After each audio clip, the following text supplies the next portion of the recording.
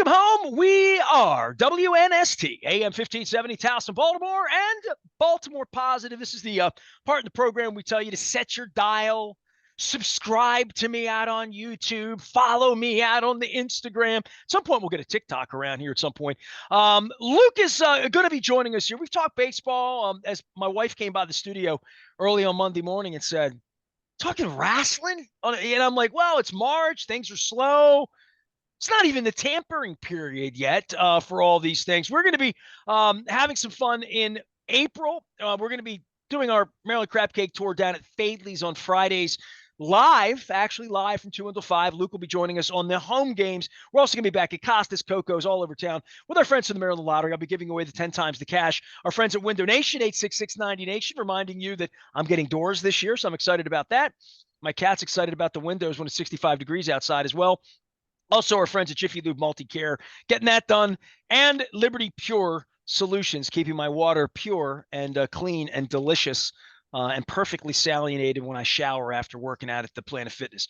Luke, football is not considered a March thing, right? We should be talking about the Terps if they weren't stinking to join up, and March Madness, and the Wizards not winning a game in February, and the Capitals being sort of an also ran at this point. And like a lot of things that I used to focus on in March, right? Spring training was something maybe I focused more on 20, 30 years ago than I have in recent years. We want more spring training. We want more massing. We want games on. We want more, all of this, more Jackson Holiday, everything. But the thing we've had here is football in March. And I don't know that we've ever been big buyers in free agency, that it's ever been a thing here, but certainly big in getting supplemental picks and losing guys. But we've never hosted an AFC championship game, pissed it away, lost, come back. Never really had a truck back up to Owings Mills and pull coaches out of the backside of it after having this kind of success. Interesting transitional period here. Even hearing Eric talk about the loss of Joe Ortiz and that Joe won't be sitting there anymore on draft night, first time like in his life, that won't be the case. They're going through some changes out in Owings Mills, aren't they? There's no question about it. And every offseason has that change, but it is a little more magnified when you're coming off of an AFC championship game loss, when you were the best team in the NFL over the course of the regular season, when you lose as many talented assistant coaches as they lost, especially on the defensive side of the ball, beginning with Mike Macdonald, who was widely regarded as, if not the best defensive coordinator in football, certainly one of the very best. And that's why he's the head coach of the Seattle Seahawks now. But as John Harbaugh said at the Combine, and I think as much as, it could be viewed as coach speak, I think you do have to embrace it. You do have to embrace change. And I think you have to view it through the lens of, it's because we've won a lot of football games around here. Is why they want our people. In the same way that they want our players every offseason, they want our coaches. In the case of Joe Ortiz, they want, but I almost said San Diego. It's amazing the Chargers have been gone from San Diego, 5 years now, and we're still calling them San Diego. But the Chargers wanted Joe Ortiz. So, I think you have to just view it through the lens of, that's great for those individuals. They move on. You're happy for them. You're rooting for them, other than when they're playing the Baltimore Ravens. But it's an opportunity for someone else. And in the same way that we're talking about Zach Orr right now, we were talking about Mike Macdonald in those terms 2 years ago. We were talking about Wink Martindale in those terms, 6 years ago? I mean, that's just the way this works. And I think if you're the Ravens, as we're now just about upon free agency. It's funny you mentioned we're not at the tampering period yet. I would beg to differ. The tampering period is actually the Combine in Indianapolis. If we're really going to be, truthful about it, although it's tampering week is what it is. Yes. Yeah. So, but I think this is still a football team that has a lot going for it. Yes. I think buckle up. It's going to be bumpy here at the start of free agency. They're certainly going to lose some guys. But, we'll get a resolution, at least from a tag standpoint, with Justin Madubuike this week. And the expectation is he's going to be tagged, short of a long-term deal coming at the 11th hour. But beyond that, Patrick Queen's going to be gone. And some other veteran players are going to be gone. And, you look at key depth players like Geno Stone, who've been really valuable the last couple of years. They're going to be gone. But at the same time, still a heck of a lot of good football players on this roster. And I think we will see how this plays out in terms of who they might be able to re-sign. They can certainly create some cap space with some restructures, but you want to be judicious with that. You want to restructure with the right guys, and that's where if there's something that we didn't, we talked about the increase in the salary cap when we talked last week, and we'll continue to talk about that. But as much as people think about that in terms of, oh, well, you can go out, maybe you can go sign some more free agents. I think it's still much bigger in the sense of all of your existing contracts, guys that are already on the books. It becomes easier to manage when you have a salary cap increase like the NFL has this year that's higher than expected. So that makes Lamar Jackson's deal a little easier to manipulate and restructure. And you can increase those numbers in the future and get yourself a little more relief. But, the cap continues to go up. Same with a Mark Andrews or a Roquan Smith. So they have ways of creating space. But at the same time, and I'll go back to what Eric DeCosta said at the Combine, it doesn't mean that they're going to be opening up the books and going shopping. I think there could be a piece to go out there and get. That's why I haven't been nearly as bullish on the idea of, oh, the Ravens go out and get a veteran running back. Well, okay, you can, but at what cost and at what level of production relative to, maybe targeting someone in the draft and maybe trying to bring back Gus Edwards and seeing where Keaton Mitchell is in his rehab. So, there's well, all let me these say questions. this as well. As much as we talk about Elias and Sig Mejdal playing whatever their numbers game is, whatever their analytics, whatever the data tells them, because the data tells different people different things, right? The Ravens are very reliant on that kind of information, right? And, I would think wherever the data lies in a lot of these cases is sort of the direction they wind up going in, right? Yeah, I mean, there's always data, and they're certainly viewing things. I mean, let's face it. I mean, and this isn't even an analytics idea. This is something that's been around for a long time, and some teams have smartened up to it, and some teams subscribe to the same way the Ravens view it. But compensatory picks, you already made that. You made that comment at the beginning of our conversation. I mean, the 80-20 rule. The 80% of the production for 20% of the cost. I mean, that's that's an analytics minded idea right there. I mean, But the that's something analytics would say you don't pay a running back. You just don't pay a running back. That's why, generally. I guess, to my point, that would be a major outlier for them to say, in our system, we value a running back more at a higher level. And listen, I'll credibly buy into that because I've seen the running game not be the same after Mark Ingram.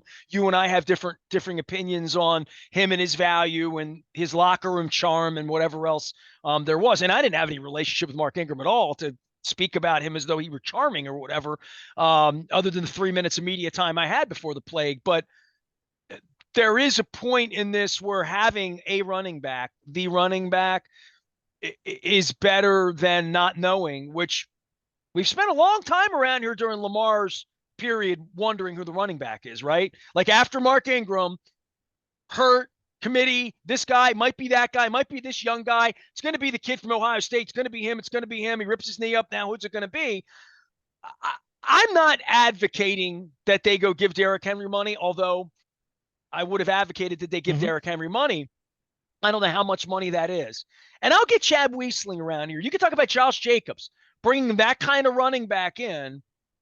That doesn't feel to me the way Eric DeCosta's bean counters and his analytics people would look at it, because the industry doesn't look at it that way. But maybe in this offense, we feel like we need a fat back. And we're not going to punish him. We're not giving him the ball 28 times in this offense. He's only going to get the ball 16 times or 14 times in this offense, but he is going to run downhill, and he's going to be what we wanted Gus Edwards to be, what Gus was 5 years ago, which is a guarantee in the fourth quarter that we got a guy. I mean, I could hear that, but I can't make that. Look, first things, I used to talk to Eric Costa about this stuff all the time. For 25 years, I talked to him about this stuff. So I would have more insight into it. Dude, I know him better than anybody in the media will ever know him because I've known him longer. And it feels to me like once they're in that direction of counting the money versus all of that, they would look at this and say it your way. They would say, we're going to draft a running back. We're going to get the running back we want, the way we got Ray Rice, the way we got Dobbins. He fell apart, but you can look Mhm. at him and say, that's the guy we wanted. We can find that with the 60th pick in the draft.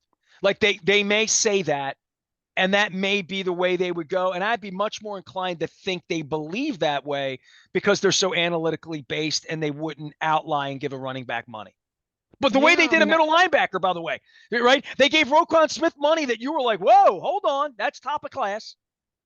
yeah, sure, sure. I keep coming back to this idea. And look, let's be clear. There's a wide range of outcomes between upgrading what the Ravens had at running back at the end of the season post Keaton Mitchell injury and going out and paying Saquon Barkley or Derrick Henry top of the market. Or, I mean, I don't think Henry's getting top of the market, but he's going to get really big money for someone who's an outlier in terms of how running backs age. And you'd be betting on him continuing to defy that. I would just go back to through all the everything we just said. And look, I'm not discounting your opinions on the running back position. What did the Ravens finish in rushing this past year? Right. First. I mean, my point, that to me continues to be an argument for why are you going to go out and spend big money on that when in the aggregate, everything you put together, and for as much as you want to talk about Mark Ingram, Keaton Mitchell is an undrafted free agent, and he was averaging what, 8 yards per carry.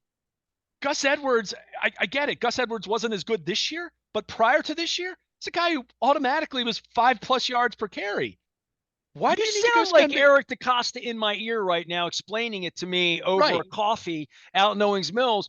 That's the way he would explain it to me. And he would say, we'll draft a running back, or, or we're going to get another Or Keaton Mitchell, or we can find a guy in the 5th round who's fast that we can coach up. And he might not have the value to another team because they want a big fat back. They want a guy that comes off the bus looking like Adrian Peterson. Or I'll give you the other scenario. We wait out that market. We let some other team go overpay Josh Jacobs or Saquon Barkley or Derrick Henry or all of them, and we'll see how the draft plays out. And you know what? It might happen that the guy that we really like in the 3rd round ends up not being there. Someone else had a late 2nd round grade on him. You know what? There's probably a good chance, because go look at the free agent running back list. There's a good chance there's going to be another good back who might, even after the draft, might still be sitting there. And you know what? We'll get that guy, and we'll get way better value for him at that price at that point in the offseason than paying Derrick Henry $10 million a year on March 15th. I think They had no problem paying that, Odell Beckham $13 million a year to go play Tiddlywinks yeah, for the most part. Right? So I keep going to that and saying having a yeah, horse, I wouldn't have a problem with Derrick Henry. I don't think that's the direction they're going to go in. That's all I'm saying. yeah. I mean, I just think there are ways to upgrade the running back position that don't involve having to throw big money when you frankly don't have a lot of big money to throw around right now. And that's where, and this kind of brings me to what I'd like to kind of talk about more so than running backs right now is the offensive line. We've spent a lot of time. I thought I was going to say, Yeah, we talked about that last week now, but we're going to be talking about that every week, right? we are. And look, we've spent a lot of time focused on the Ronnie Stanley element, but let's make the assumption Ronnie Stanley's going to stay for another year. Yeah, they look at it and they say, you know what, with the higher cap and understanding we're picking 30th, we're not picking 4th like when we drafted Jonathan Ogden, we're not picking 6th like when we drafted Ronnie Stanley in 2016. The reality is it's going to be really tough for them to find their left tackle of the future in the sense of a guy that you're going to plug and play in week 1. Now, you could find that guy 30th, and he might be a guy that maybe he is ready, say week 8, or maybe he is your starting left guard or your starting right tackle, and then he's your week 1 left tackle in 2025. But point is, even if we're just putting aside the idea of Ronnie Stanley, and let's say he's going to be back in Baltimore, whether it's on his current deal, whether it's on a pay cut, whatever. You still have Kevin Zeitler, likely gone, right guard. Left guard, John Simpson, free agent. If it's not Ronnie Stanley, are you moving on from Morgan Moses, which creates more modest savings, but savings nonetheless? The point is, even if you're looking at this thing at face value and say, all right, I'm going to hold on to my offensive tackles for one more year. I'm not going to, I don't want to have 4 new spots on the offensive line. I don't want 4 new starters. I can deal with 2, but 4, that's overly ambitious in terms of a team that fancies itself as a contender. So from that standpoint, what are you doing at guard? And that's where I kind of look, and I wrote about this at BaltimorePositive.com. You can check it out right now.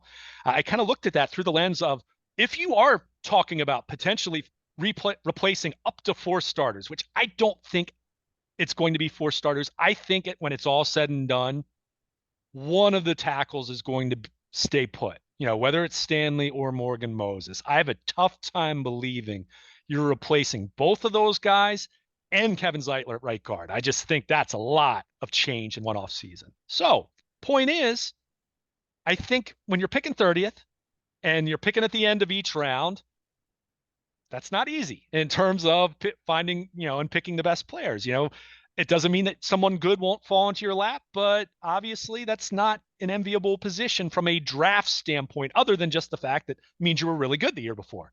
So you have that, and you have limited cap resources. You have limited money you can spend in free agency. So the point I'm trying to make here is, who are the incumbents right now? Who are the incumbent backups on this roster right now that you point to that could be a starter in 2024?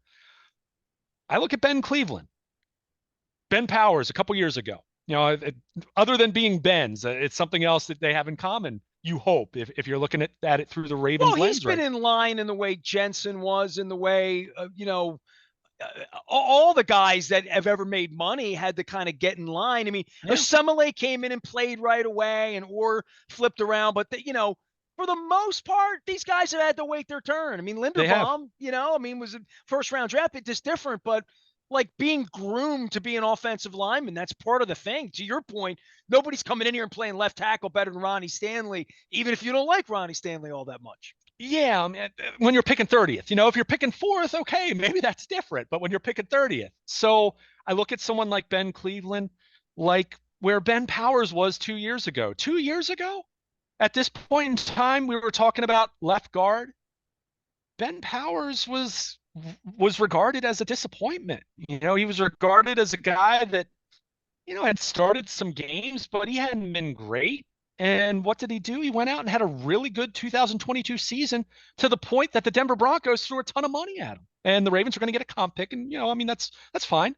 But the point is, you need Ben Cleveland to step in and be the new Kevin Zeitler. And I don't mean he's going to be that good, but can he be 90% or 85% of what Kevin Zeitler was, understanding he's going to be cheaper, presumably, assuming Kevin Zeitler is going to get real money from someone. If not, he might be back in Baltimore. Who knows? But the point is, if you have multiple starters you're looking to replace in one group, how's it not going to come from at least one incumbent backup? Whether it's Ben Cleveland, Patrick McCary, I don't think is going to be a plan A at any spot. But well, Zeitler's still your best option, right? Against all other things. I mean, odds of him coming back. I'm trying to think, like historically, if they've parted ways with a guy at this point, like Zeitler, and brought him back. I'm just trying to think. Do you have an example of that? I mean, offensive linemen. I don't know if any O linemen come to mind for the Yeah, they Ravens, were all but young guys going and getting paid elsewhere, right? They but like but at the same time, I mean, they've had guys. Chris Canty was someone they cut on the defensive line and then brought back. I think, Brandon Carr, some of know, those kind of defensive back guys, yeah, a little bit in and there've out. been some of that. I mean, it's not unheard of. It to me, it's just a matter of, at this point, considering there was an impasse that came and the deadline came and went as far as his contract voiding. At this point, the conversation was probably DaCosta saying to Zeitler and his representatives, "Go out and see what you can get," and then we'll Well, they said talk. that to Lamar last year. Sure. I mean, that's right. I mean, that's the thing. I mean, it's funny. I had someone, when Eric DaCosta confirmed that, all but confirmed that they were going to place the tag on Matabike, I had someone ask me, well, will that be the exclusive or the non-exclusive? First of all, the non-exclusive still requires any team, for any player, if you sign them to an offer sheet, That's 2 first-round picks if that team doesn't match. So obviously it's not exclusive, but the point was the Ravens let Lamar go out and see what his potential value could be on the open market. They do that with anyone. And look, that means, you run the risk of losing someone Well, because, DaCosta may, in his own mind, think he's coming back here, and or he whatever offer he gets, you bring it back to me, and we'll figure it out. Like possibly, that might be the way they're thinking. or it might be, you know what? Kevin Zeitler, we love him. He was really good for us 3 years, but that knee/quad issue he had at the end of last year, you know, not going to need surgery on it, but is that something that's going to age well? He's going to be 34 years old. We know, historically speaking, when a guard of his caliber hits this age, there tends to be more of a. I'm throwing out hypotheticals. Point is, you see how it plays out, but whether we're talking about right guard, whether we're talking about left guard, and maybe it's Voorhees, Andrew Voorhees, who they drafted in the 7th round last year. Remember, he was the kid that tore his ACL at the combine, was probably going to be a mid-round pick, and Ravens drafted him in the 7th round with the idea knowing that he wasn't going to play this past year, but knowing that, hey, he's going to miss a year. Obviously, we're not taking him in the 4th round or the 5th round, but we'll trade a 6th round pick to draft him in the 7th round this year, which is what they did. And, you'll see how he looks. So my point is, if you're looking at potentially 3, 4, 4 starters, which again, I still have a tough time buying that they're going to have 4 new starters on the O line, but multiple new starters. How can it not be at least one incumbent? I think that's a lot to ask of your scouts and your ability to draft and what little money you might have to spend in free agency to go out there and replace that many starters. So that's where I look at someone like Ben Cleveland. I look at Andrew Voorhees. I even look at someone like, maybe, and I don't say this is a plan A, but Patrick McCary can play 5 O-line spots. Maybe the solution for one spot is going to be someone you draft in the 3rd round, but you're projecting him not to be ready week 1. Maybe Patrick McCary is the starter week 1 for, the first month of the season for a young guy to grow into the spot. I don't know. The point is, you're going to have to rely on some of your incumbents here, because I can't fathom you're going to go out there and say, oh, we're going to find 3 new starters. We're going to find 4 new starters on the open market and the draft. I mean, that's just not the way you typically are going to do things, especially if you want it to go well. If you want it to go well for a team that has championship aspirations. So my point is, Ben Cleveland better be ready to play. You're hoping Andrew Voorhees might be ready to play.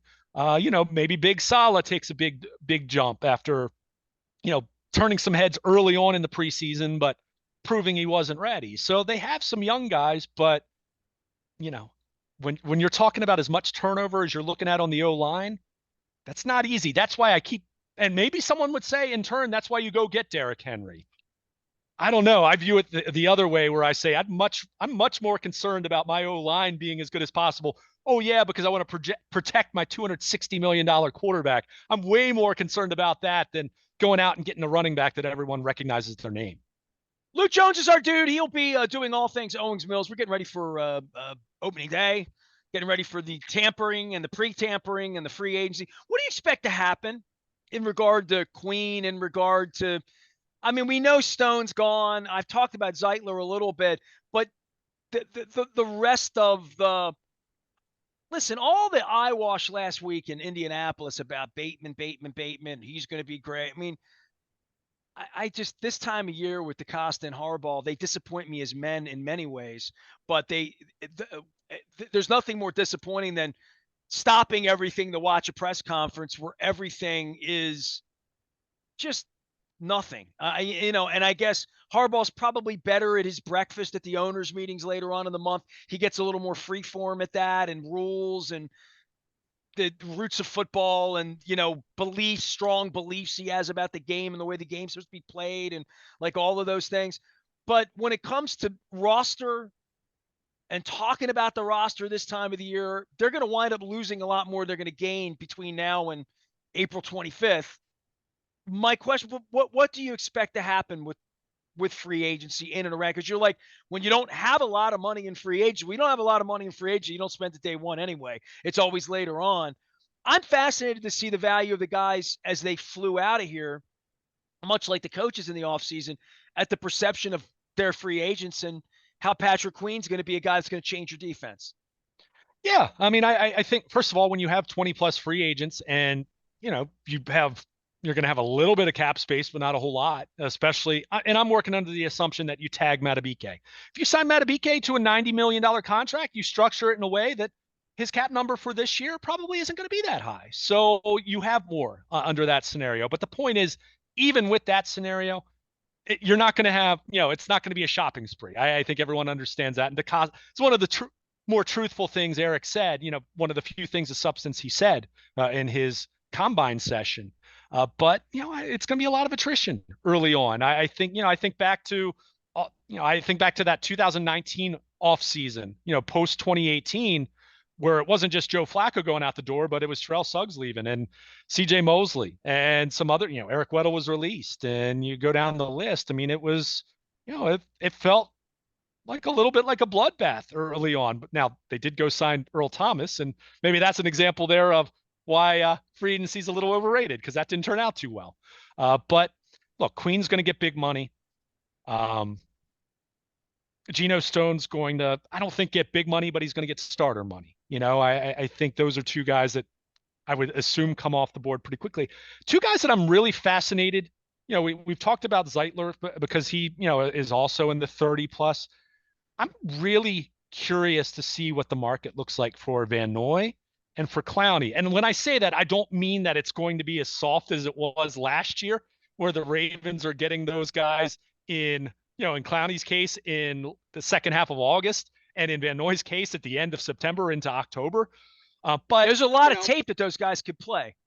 It is, but they're also still older. You're also talking about individuals who, I think, if they were being honest, and I think Clowney has even said this at times, probably doesn't want to go through a whole off season. Certainly doesn't want to be there for OTAs, and doesn't want to be there for mandatory mini camp.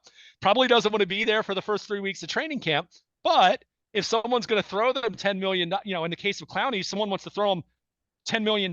Well, that's a different conversation, or $12 million, whatever it is. I mean, he was a fringe Pro Bowl kind of season that Clowney had. So I'm really curious to see what the market is for them. I'd be fascinated to know what the dialogue is with them in terms of DaCosta talking to one of those guys. I think in an ideal world that's also grounded in some semblance of reality, you'd love to bring one of those guys back. I think there's the reality of where they are, even with Oweh having taken a step forward. Oweh was better this past year than he was the year before that, but still not this stud slam dunk, future 10-year starter that you see potential, but you still want to see more of that come to fruition. With Ajabo being such a question mark at best at this point, with another injury-plagued season, with Tavius Robinson doing some nice things as a rookie, but still, a raw prospect.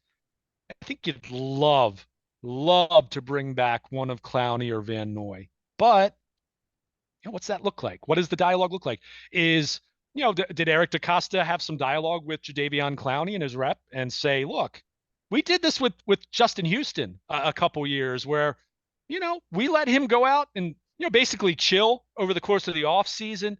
We kept in touch. We kept in touch if there were other teams sniffing around him, and we worked something out. Now, the difference is Clowney had a much better year this past year than Houston did in his time in Baltimore, any of those years.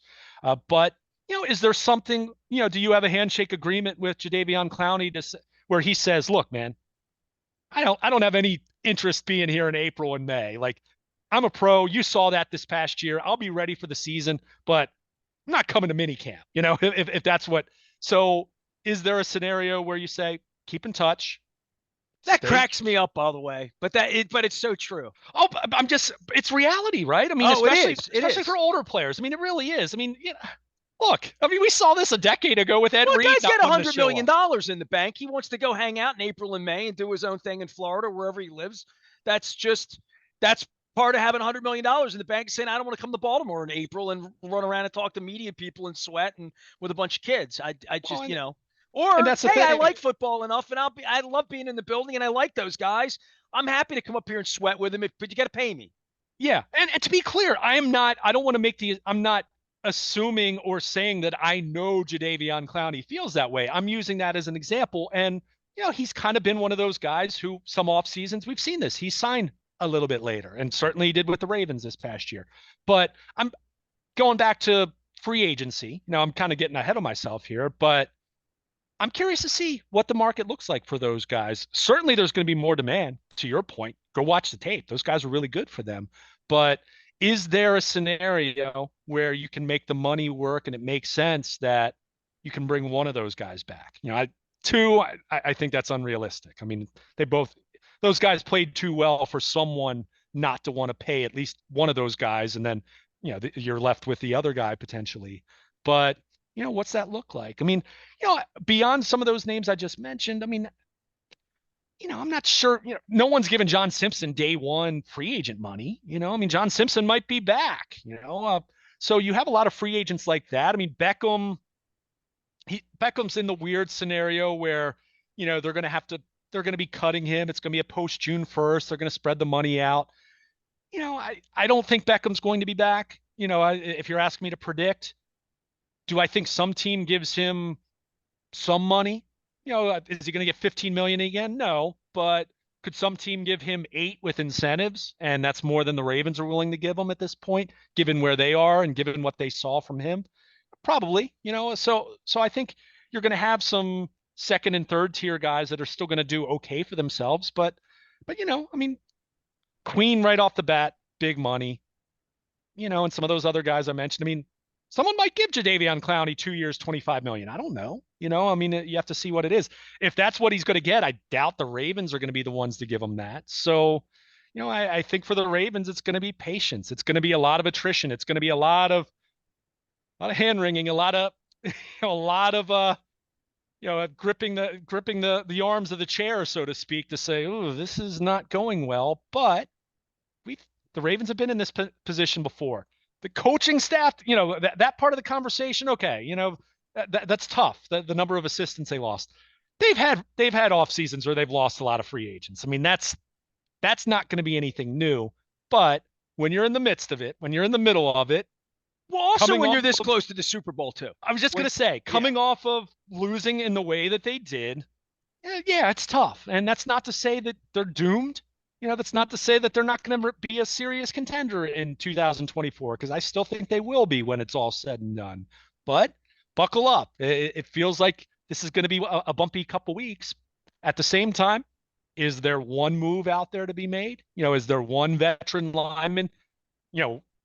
Let's say it's not Kevin Zeitler, but the money you were willing to pay him goes to someone else that you bring in to play guard, or maybe one of the tackle spots, and then you move on from one of the incumbents. Maybe, maybe it plays out that way. But I think, as is typically the case, and this isn't my first rodeo covering a Ravens offseason, I think patience is going to be the word.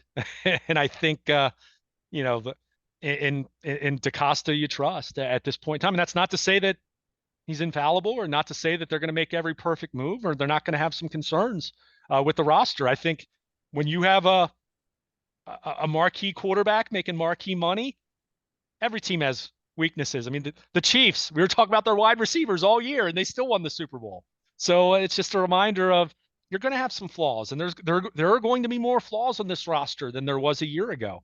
But you hope, with your superstars that you have, starting with Lamar Jackson and going on down the list, Roquan Smith headlining the defense, Kyle Hamilton headlining the defense, that you're still going to be okay when it's all said and done. And I think the Ravens will be, but I don't think these next couple of weeks are going to be when Ravens fans are feeling the best about their team, as they will at any point in 2024. And that's typically the case for the Baltimore Ravens. And no weird cuts coming. I mean, Stanley and Humphrey are the two guys making a lot of money that would be banged around a little bit, but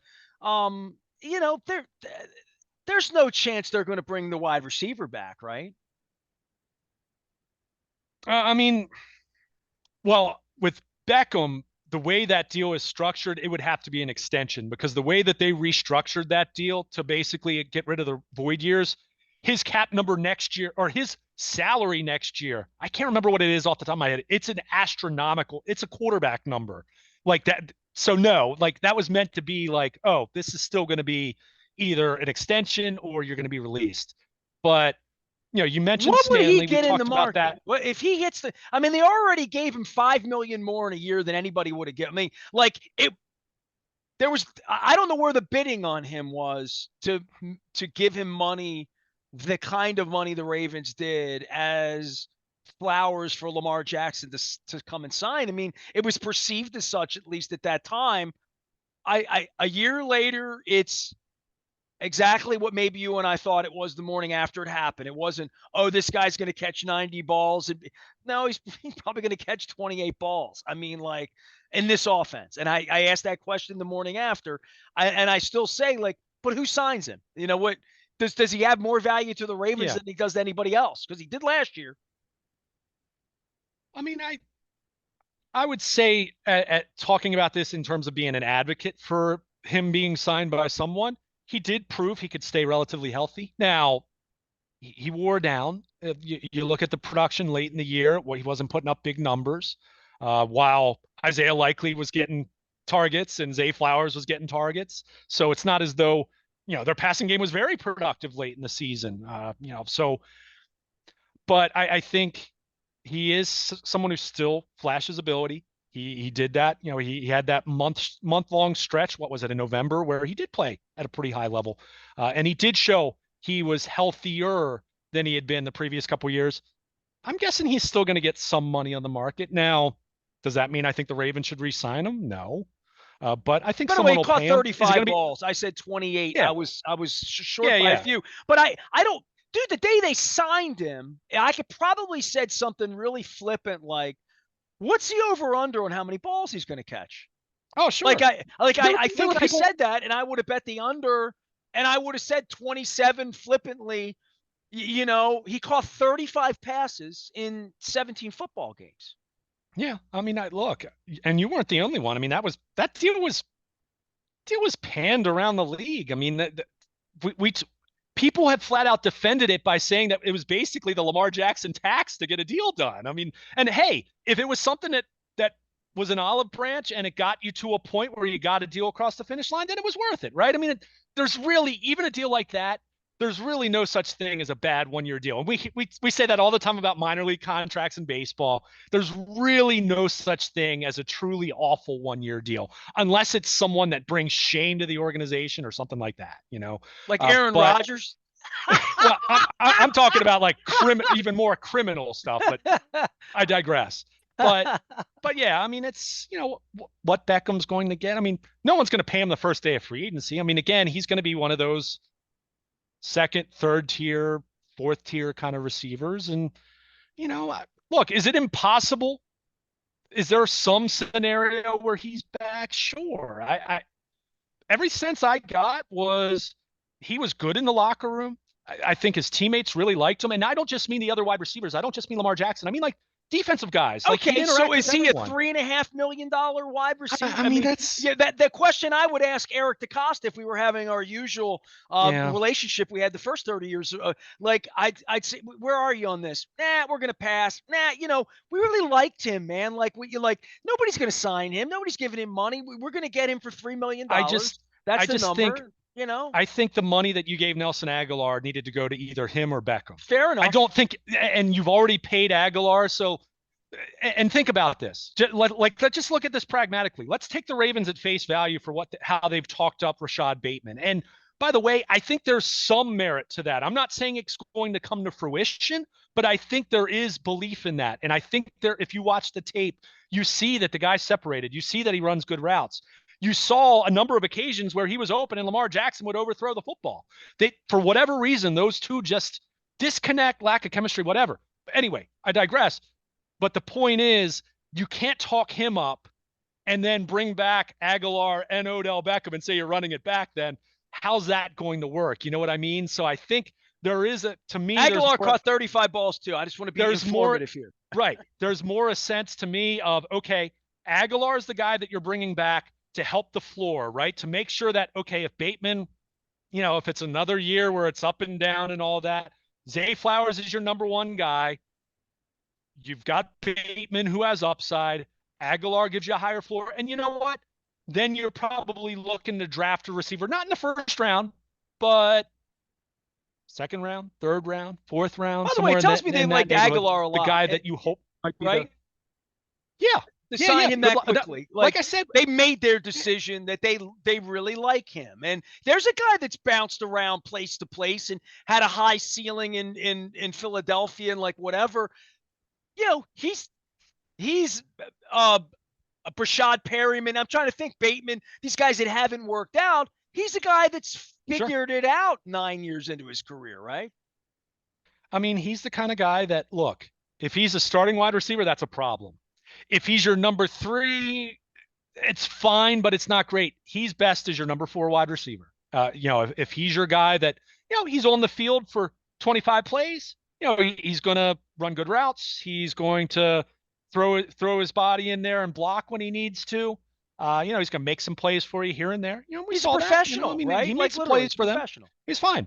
But that's not what when he was drafted way back when. That's not what he was drafted to be. But hey, the Ravens didn't draft him, so like they view him through a different lens. So I suspect, and I don't know this for sure, but I suspect because the Ravens have done this with a number of players where they're not like deliberate about it necessarily, but they might have two guys that they value similarly. And you know what? They put an offer out there, and whichever guy takes it first, that's their guy. And then the other guy, they say, we love you. We'll keep in touch with you this offseason. We'll see what happens. We'll check in with you. But, at this point in time, we can't commit to bringing you back. I suspect Aguilar getting that money when he did and Beckham being where he is contractually at this point, I'm guessing it was one or the other. And, look, things can always change. Someone gets hurt in OTAs or anything like that. Not that I'm assuming Beckham's definitely going to be a free agent at that point, but, with any player, you check in, but, you kind of get to a point where you say one or the other. I mean, I think, was it the story famously post 2011 lockout? Wasn't it the Ravens put the same offer out for Ben Grubbs and Marshall Yanda, and Yanda took it, and Ben Grubbs got more money with the Saints, I guess it was. I think I could be wrong on that. That's 13 years ago. Hard to believe. It doesn't feel like that long ago. But the point is, you assess players, you put a value on them, and yeah, there's wiggle room, and sometimes you can adjust. Well, But the for the Ravens most did that part, with the teams that Roquan Smith and Patrick Queen right off the bat, right? Like they picked I mean, one. well, I mean, they did, but that was they knew Roquan was better when they acquired. That's why they acquired him. Part of the reason why they acquired Roquan Smith is that Patrick Queen, to that point in his career, hadn't lived up to being what they really, truly wanted him to be. Now, to his credit, he improved and got better, and being next to Roquan Smith really helped him in the same way that it helped Ed Hartwell playing this next to Ray Lewis and Bart Scott and go down the list of so many linebackers over the years. But, there was a case of you prioritize one guy with the understanding that, yeah, that other guy, barring something really weird, an injury, a softer than expected market, maybe you sign him to a 1-year deal, something like that. And those scenarios happen every once in a while, but for the most part, you do that, you're letting the other guy go. And I think with Beckham, when they re-signed Aguilar, to me, that was waving bye-bye to Odell Beckham. Maybe I'm wrong. It wouldn't be the first time, but I'm guessing, he'll get a little more, he'll get more money somewhere else than what the Ravens would have paid him for this year. How much that is, not going to be $15 million again, but I think some team will say, hey, you know what? A little more of a pass heavier offense, a little more volume. This guy was healthy. He still flashed. Look how he played in this game, that game, and that game. We'll pay him this to be our number 3 receiver and work out of the slot and help us out. So let the Browns bring him back.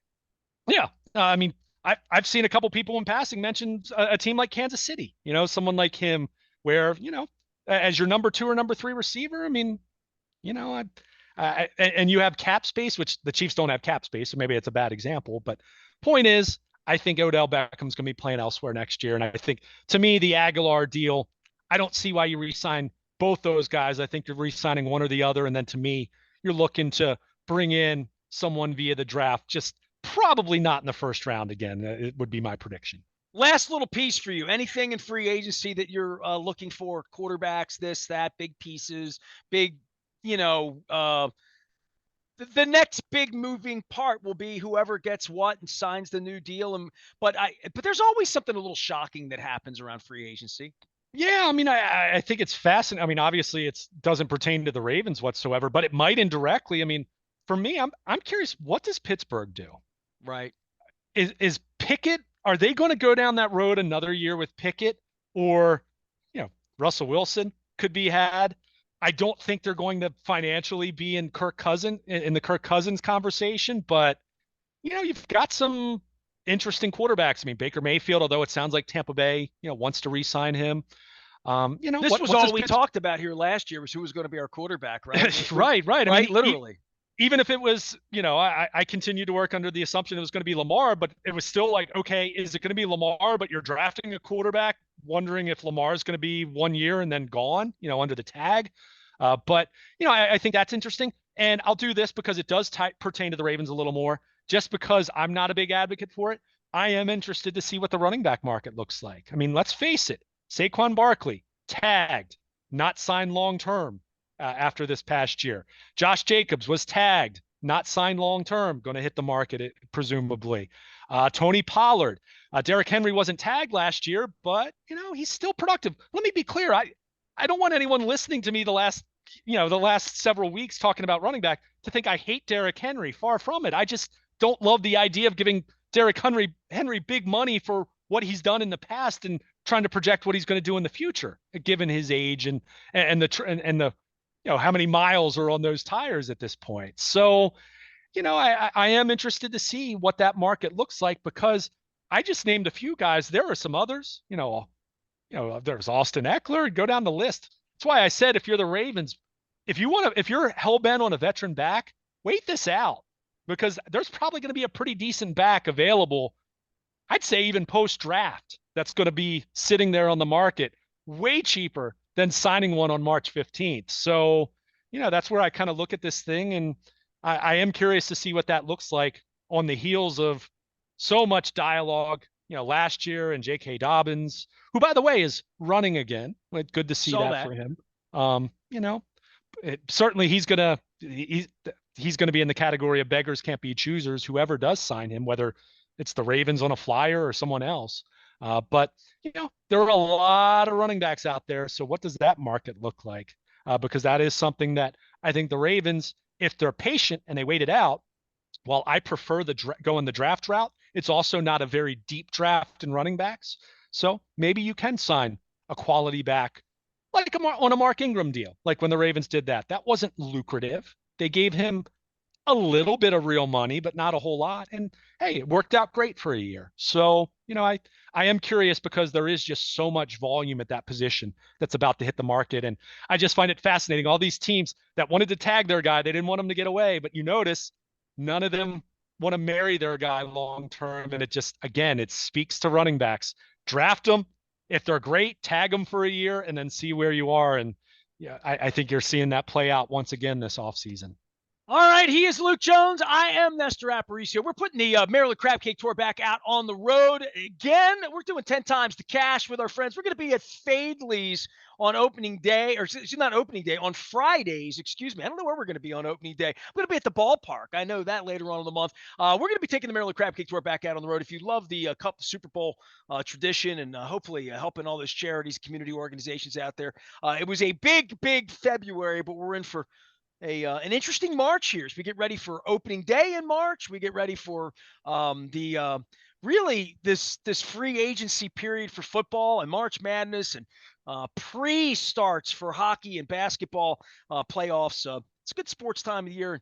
When it gets to be 65 degrees and I can walk out the door without my jacket on, it feels nice. I am Nestor. We are WNST, AM 1570. Taos in Baltimore, we never stop talking. A little football off season in Baltimore, positive.